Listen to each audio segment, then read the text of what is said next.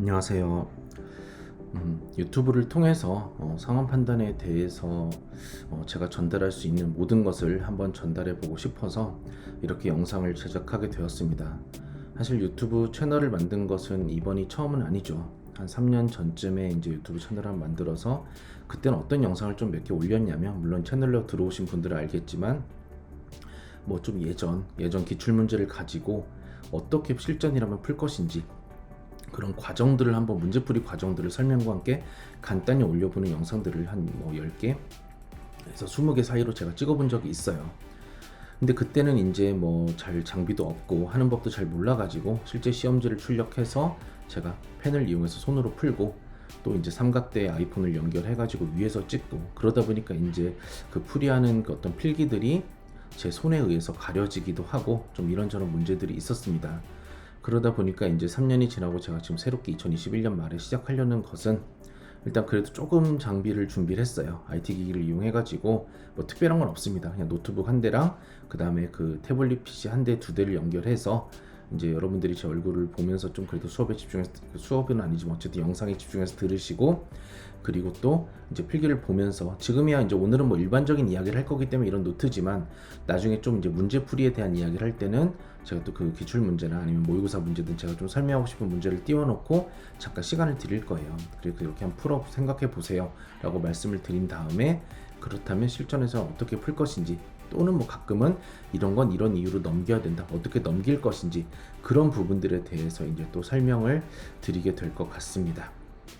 일단 오늘은 첫날이고 영상을 찍기만 하면 되는 게 아니라 이게 또 편집 과정이 시간이 좀 걸리더라고요. 좀 여러분들 편하게 볼 수 있게 자막도 좀 신경 쓰고 이렇게 하려다 보니까 아마 일주일에 2개 정도씩 좀 꾸준히 영상을 이제 매주 올리려고 합니다.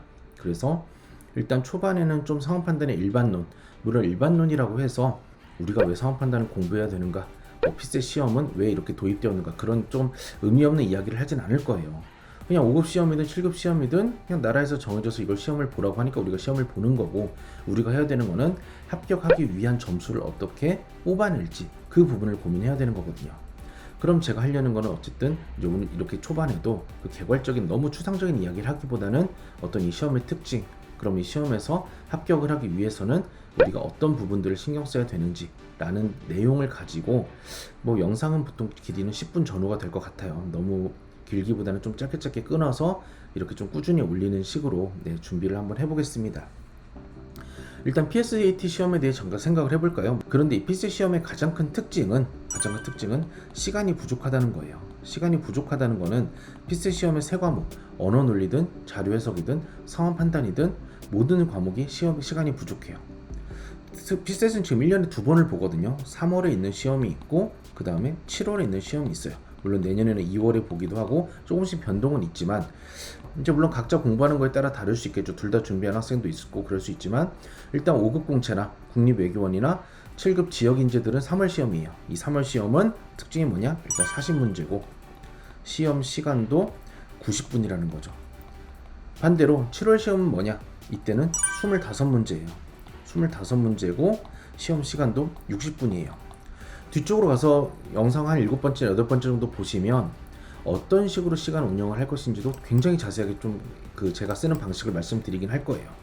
근데 지금 이야기하려는 건 뭐냐? 어쨌든 우리가 3월 시험을 준비하든 7월 시험을 준비하든 시간은 무조건 부족하다는 거고, 시간이 부족해서 어떻게 운영적인 실패를 하는 학생들의 가장 큰 특징은 뭐냐?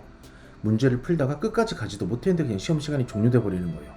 물론 뭐 마킹은 해야 되니까 2, 3분 남기고 벌써 이렇게 됐네 하고 마킹하고 망했다. 이게 보통 이제 망하는 코스거든요. 그럼 우리가 해야 되는 운영은 첫 번째로 얘기할 수 있는 거는 모든 문제를 풀 수가 없다는 거예요. 그럼 그 다음 중요한 건 뭐냐? 내가 풀어야 되는 문제랑 넘겨야 되는 문제를 잘 구분을 해내는 거거든요. 그런데 어떤 게 있냐면, 기출 문제를 분석을 하더라도 동일한 문제를 2번, 3번씩 풀다 보면 뭘 풀어야 될지 뭘 넘겨야 될지 다 기억이 나요. 왜? 풀어본 문제니까. 그런데 시험장에 들어가면 또 나는 뭐냐? 시험장에 당연히 새로운 문제가 출제되잖아요.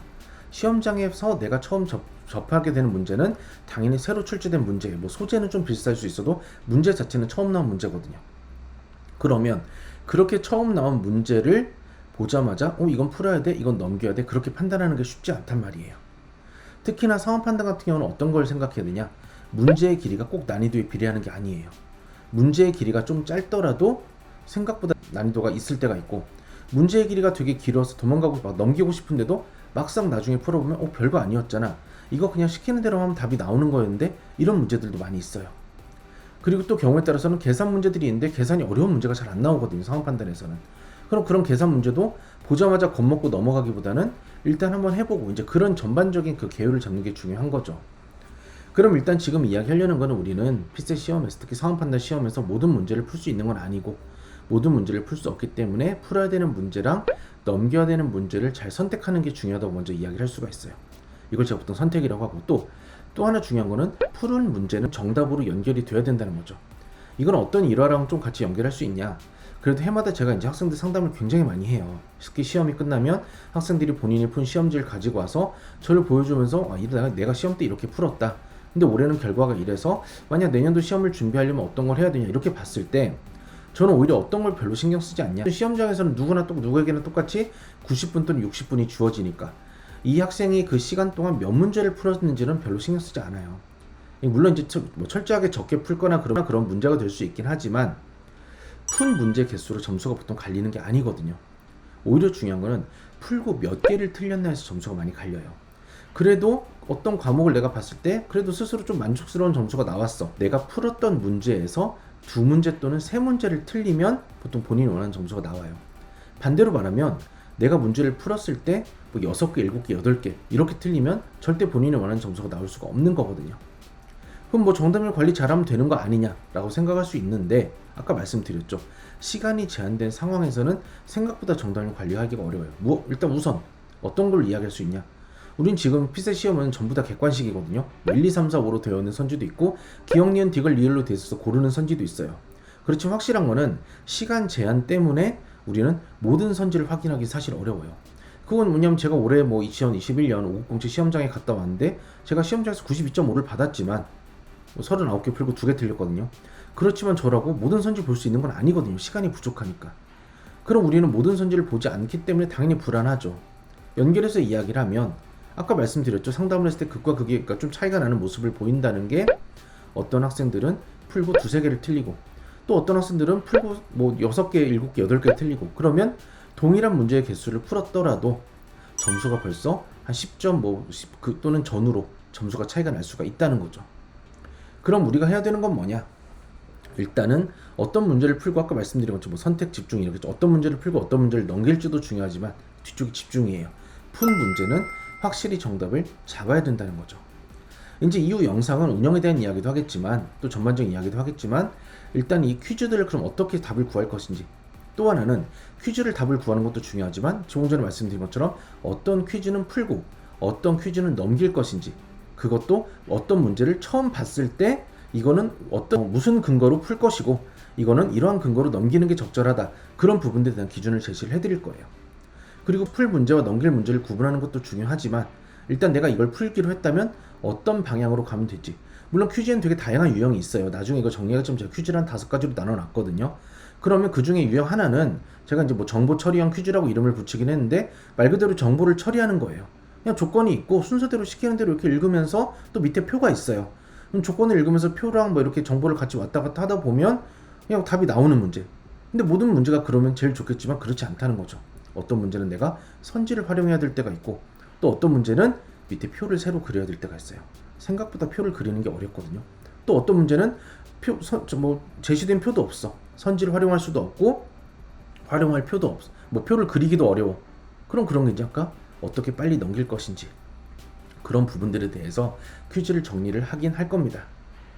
그렇다면 일단 지금까지 이야기한 거는, 우리는 시간 부족 때문에 5급 시험이든 7급 시험이든 다 똑같아요. 모든 문제를 풀 수는 없고, 그리고 그래서 선택이 중요하고, 어떤 문제를 풀 것인지 넘길 것인지 그걸 빠르게 판단하는 거, 그리고 내가 어떤 문제를 풀기로 결정했다면 그 문제에 정답을 어떻게 연결할 것인지, 그리고 정답을 연결했다면 그 정답을 구하는 과정에서 퀴즈의 인트로 어떻게 그 퀴즈를 시작할 것인지.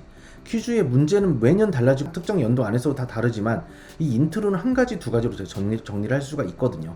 그런 식으로 이제 앞으로 상황 판단 유튜브에 영상을 올리면서 우리가 한번 정리를 해서, 적어도 이 영상을 보고 내가 상황 판단 이렇게 시작하면 되겠다, 이런 부분들은 조심해야겠다, 그런 것들을 좀 여러분들이 새롭게 좀 얻고 가시면 좋을 것 같습니다. 네, 그래서 일단 생각보다 10분이 짧네요. 생각보다 10분이 짧고 일단 인트로 영상, 저 1강 영상은 여기서 마치고 2강 영상 때 뵙도록 하겠습니다. 감사합니다.